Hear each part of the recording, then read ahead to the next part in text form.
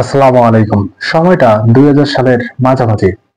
বার্সেলোনার একাডেমি লাল মেসিয়াতে যোগ দিলেন এক জীর্ণ শীর্ণ ছোট্ট এক বালক, ১৩ বছর বয়সী।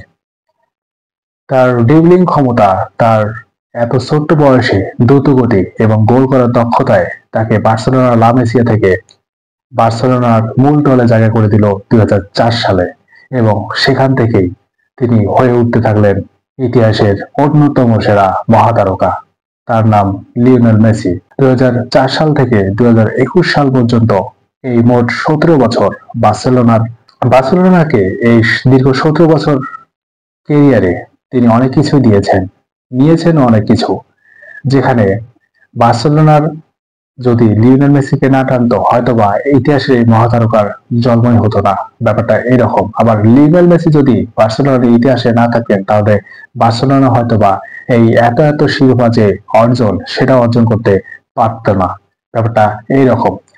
লিওনেল মেসি বার্সেলোনার হয়ে মোট ৩৫টি ট্রফি জিতেছেন, যার মধ্যে ৪টি চ্যাম্পিয়ন লিগ, ১০টি লা লিগা এবং ৩টি ক্লাব বিশ্বকাপ তিনি বার্সেলোনাকে জয় করে এনে দিয়েছেন এবং সেখান থেকে নিয়েছেন অনেকটাই বেশি। যেখানে বার্সেলোনা হয়ে খেলার সময় লিওনেল মেসি ব্যালন ডি'অর জিতেছেন ৬টি, ফিফা দ্য বেস্ট একবার এবং ইউরোপিয়ান গোল্ডেন বুট তিনি জিতেছেন মোট ৬ বার এবং লা লিগার মধ্যে তিনি মোট ৮ বার টপ স্কোরার হয়েছেন। এই লিওনেল মেসি সময় যখন বেড়েছে তখন বার্সেলোনা থেকে নিজেকে সরিয়ে নিয়েছেন এবং বার্সেলোনা থেকে অনেক দূরে সরে গেছেন এবং ২০২১ সালের পর তিনি ফ্রান্সের ক্লাব পিএসজিতে যুক্ত হয়েছেন এবং সেখান থেকে আবার গিয়েছেন আমেরিকার ক্লাব ইন্টার মায়ামিতে এবং সেখানেও তিনি তার জার্সি নিয়েছেন বারবার। কিন্তু বার্সেলোনার সঙ্গে যে এই বিচ্ছেদটা কোনো ভক্ত মহলেই সেটা নিতে পারতেছিল না। অবশেষে বার্সেলোনা প্রেসিডেন্ট জোয়া লাপোর্তা ঘোষণা দিলেন এই লিওনেল মেসিকে তাদের ক্লাবের সঙ্গে আজীবনের জন্য যুক্ত করবেন। বার্সেলোনার খেলা অনেক ফুটবলারকেই বার্সেলোনা সম্মান দিয়েছেন, তার মধ্যে অন্যতম দুজন হচ্ছেন কুবালা এবং আরেকজন হচ্ছেন জোয়ান ক্রুফ।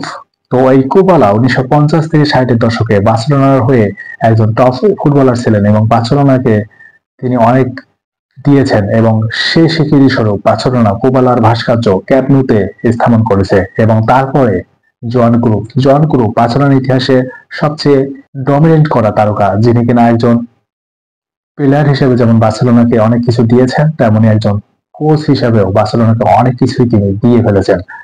১৯৭৩ থেকে ৭৮ সাল পর্যন্ত বার্সেলোনার হয়ে খেলেছিলেন জোয়ান ক্রুফ এবং সেখানে বার্সেলোনাকে অনেক শিরোপা জিতেছেন জোয়ান ক্রুফ এবং তারপর ১৯৮৮ সালে যখন তিনি বার্সেলোনাতে কোচিং প্যানেলে যুক্ত হলেন এবং সেখান থেকে ১৯৯৬ সাল পর্যন্ত বার্সেলোনাকে তিনি এমন ভাবে গড়লেন যে বার্সেলোনা এখন অন্যতম একটি সেরা জায়ান্ট ক্লাবে পরিণত হয়েছে। আজকের যে টিকি টাকা ফুটবল বা আজকের যে লা মেসিয়া সবকিছুর অবদানে মূল যে ব্যক্তিটি তিনি হচ্ছেন জোয়ান ক্রুফ। এই জোয়ান ক্রুফের কারণেই বার্সেলোনার সবকিছু আজ গোছালো এবং তাদের প্রতি বছরই তাদের একাডেমি থেকে যে এই বড় বড় তারকা উঠে আসছেন তার পিছনে সবচেয়ে বড় অবদান এই জোয়ান ক্রুফের।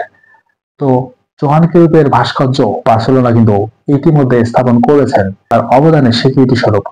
অবশেষে তাদের সবচেয়ে সেরা তারকা লিওনেল মেসিকে বার্সেলোনা স্বীকৃতি দিতে যাচ্ছেন এবং লিওনেল মেসিরও ভাস্কর্য তারা স্থাপন করতে চান তাদের স্টেডিয়াম ক্যাম্প ন্যুর সামনে।